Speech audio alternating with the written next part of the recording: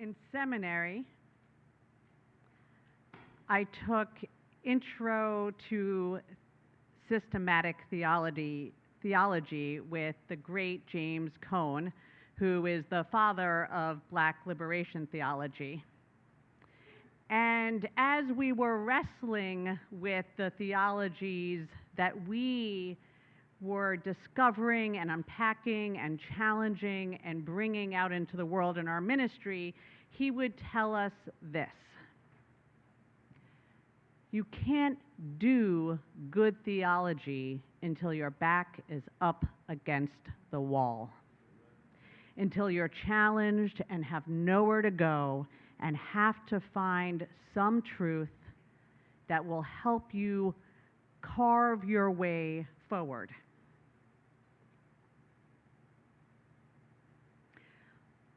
Long before our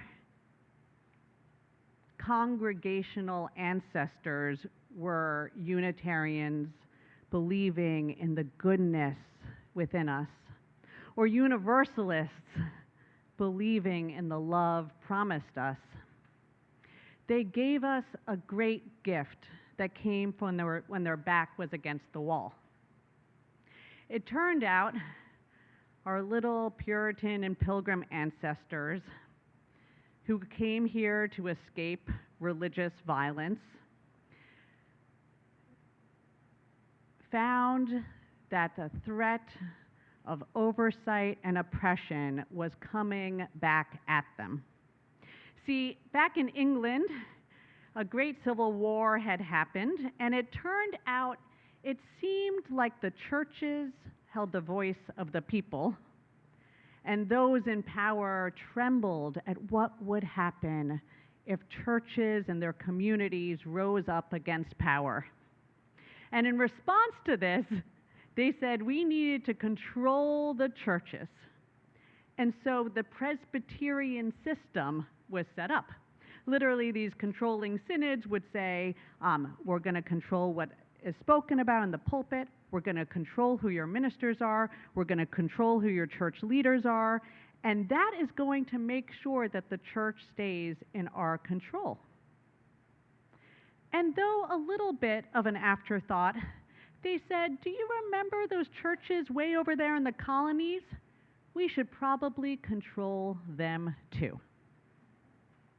And so they sent a message by ship that said, we want to make sure that your theology is sound and that you will continue to operate under our system of control. And the churches gathered together to consider their response because they knew that religious freedom was at stake. And so they put together this long document, which has a beautifully long title that we just summarize as the Cambridge Platform. And in 1648, we sent our response back.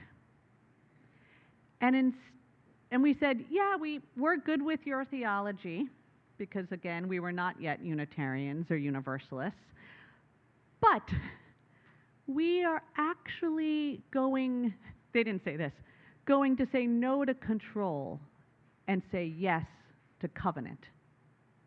And instead, they said, we are going to be a covenantally organized people. We're going to call our own ministers. Thank you for that. Thank you so very much. We're going to elect our own leaders, which you get to do today. We're going to survive by showing up for one another, not just within our own churches, but for the churches down the road when they're struggling. We promise to show up and offer them our aid.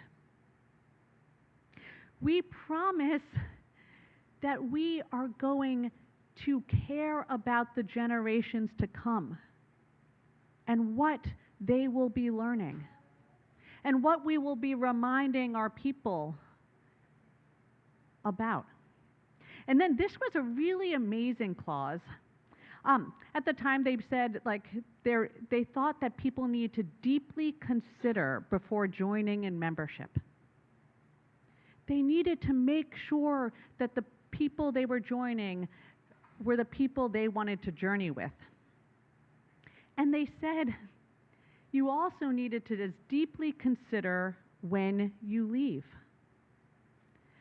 because leaving will have an impact on the whole. And if you were to leave, you need to consider how that leaving process would impact the community.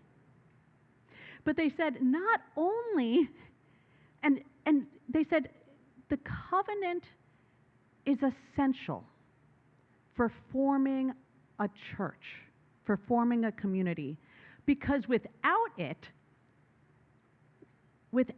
the covenant, it will only be people who are faithful and ethical to their values. It will only be individuals on their own who are faithful and ethical. But a covenant is needed to create the community, the beloved community, and it's only a covenant of promises that can do that. The first line of the Cambridge platform reads, "Love is the spirit of this church, and service is its law." Since 1648, elements of those lines written down so faithfully and well considered have made their way into our congregations. And in many ways, they've served us well for so long. It was interesting to me because I've both been part of congregations that had no covenant. Actually, I was part of All Souls in DC, and we never had a covenant. I was on the board, never knew about them. I had to go to seminary, and actually it was at Boston University. I was taking a class, and another student said, "What is Unitarian Universalism? Like, what is it?" And I started to say, well, we're progressive, and we love social causes, and we have these principles, but you don't have to believe anything specific. And they said, well, what holds you together? And I said, well, and I kind of paused, and I said, huh, and they said, are you covenantal? And I was like, yes, we're covenantal. And they said, oh, we are too. It dates back to the Cambridge platform, and I was like, yep.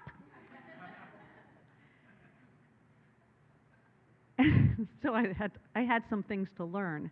But I really learned what a difference it made when I served the congregation in Indianapolis.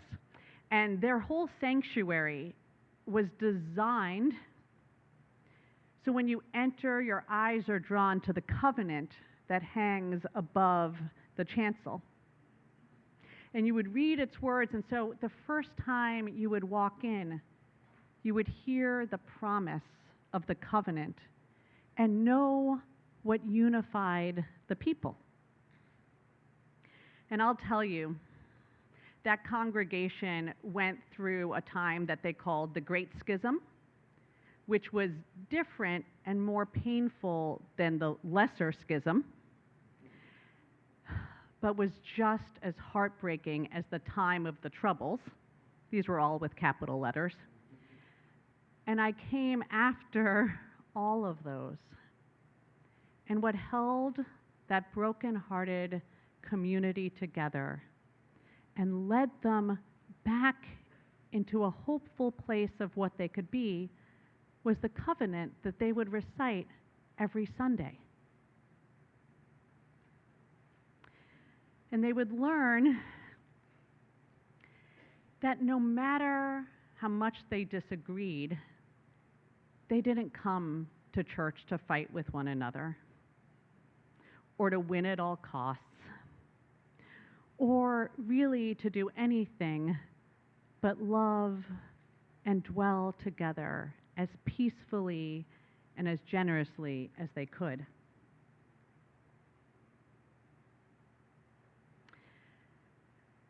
And so when I came here, again, 4 years and a month ago, I recognized that covenants have a way of pillowing the hard times, softening the impacts of when things go sideways, which they do, even with the most well-intentioned people. And in that first service, I shared different covenants. I had the congregation actually open up to the covenants section in the back of the gray hymnal. And we read a few of them, including 473 by James Villa Blake. I think this one came from one of our congregations in Chicago, which actually they had a huge fire in their sanctuary back in 1899. And the James Villa Blake covenant goes, "Love is the spirit of this church, and service is its law. This is our great covenant, to dwell together in peace, to seek the truth in love, and to help one another." And I asked for thoughts about covenants that you saw in the gray hymnal or you had experienced in other places, or promises that had helped your communities or congregations move through difficult times. And you gave some of that insight. And then when you called me and I came that fall, we began to work on a covenant together, which we recited this morning. And we began to unpack and learn together what it means to be a covenantal community, where we're reminded of our promises again and again, so we could be more faithful to them. The minister, Victoria Safford, writes, "A covenant is not a contract. It is not made and signed once and for all, sent to attorneys for safekeeping, or guarded under glass in a museum. A covenant is not static, and it is not a sworn oath. A covenant is a living, breathing aspiration made new every day." And so we changed Blake's covenant to better fit our community and the aspirations that we have.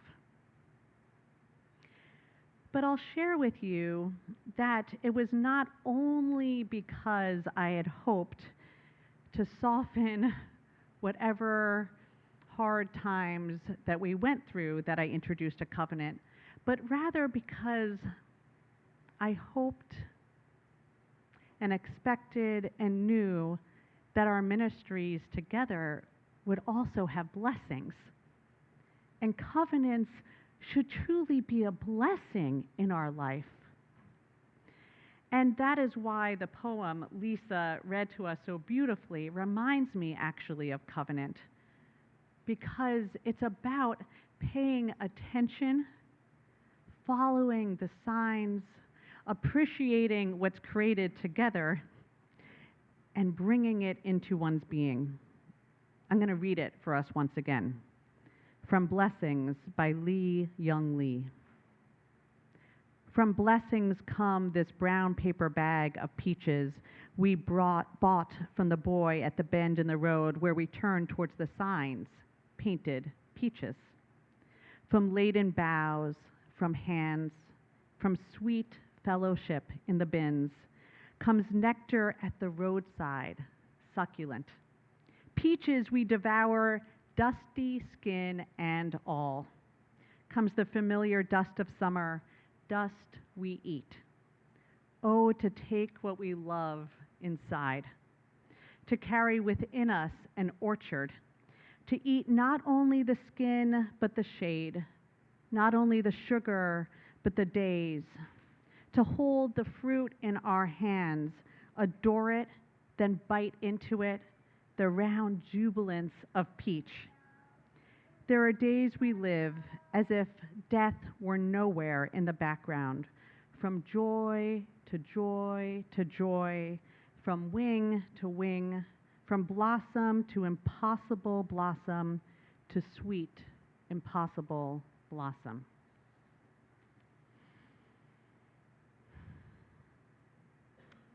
Oh, my dear ones. You know, overall, these past 4 years, you have done well. You have really done well understanding that covenant is not something forced upon us, but something that we have chosen to help us be a community together. Not to stand alone, but rather to guide us into beloved community.